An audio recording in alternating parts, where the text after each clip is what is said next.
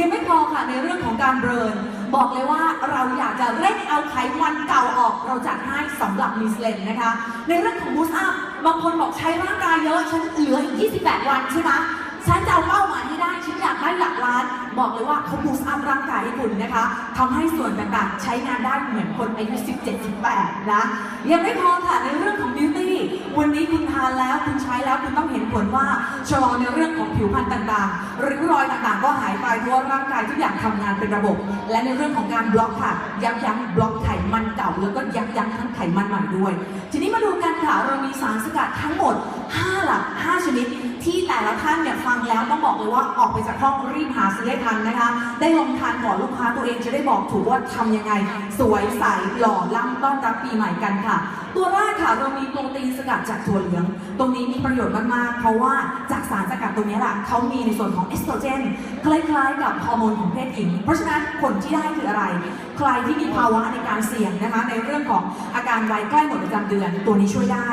ลดความเสี่ยงในเรื่องของกระดูกพรุนยังไม่พอค่ะป้องกันในเรื่องของการเกิดมะเร็งเต้านมมะเร็งปากมดลูกยังไม่หมดนะยังช่วยการป้องกันในเรื่องของการเกิดโรคหลอดเลือดและก็หัวใจด้วยและก็มีสารต้านอนุมูลอิสระค่ะเพราะฉะนั้นนะด้วยสารสกัดหลักๆตรงนี้แหละบล็อกด้วยเบิร์นด้วยจัดการแบบสุดฤทธิ์เลยอีกหนึ่งอย่างนะคะนั่นก็คือ CLA3 ฟังกันดีๆสำหรับใครที่ป่วยอยู่หรือไม่ป่วยหรือคนปกติและอยากหุ่นดีจัดเลยนะสำหรับ CLA3 ตรงนี้เขาช่วยอะไรบ้างเรามีการทดลองนะคะกับกลุ่มผู้ป่วยที่เป็นโรคไทรอยด์เพราะฉะนั้นวันนี้โรคใกล้ตัวมากป่วยไม่ป่วยก็ทานได้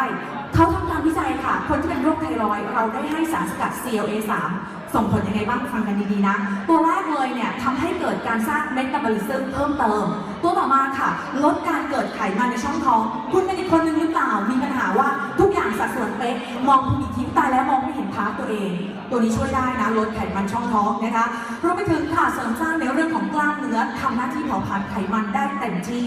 รวมไปถึงลดในเรื่องของคอเลสเตอรอลและก็ไตรกลีเซอไรด์เพราะฉะนั้นเราได้ทำการทดลองกับกลุ่มผู้ป่วยที่เป็นโรคไทรอยด์ยังช่วยได้แบบนี้แล้วคนที่ไม่ป่วยทำยังไงให้ร่างกายของคุณเป๊ะขึ้นกับ CLA3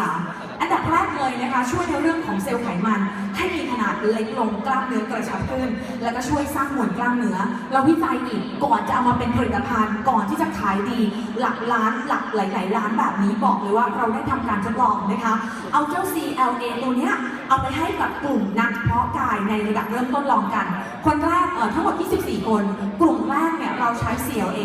ให้เขาเลยวันละ 4.3 กรัมอีก1กลุ่ม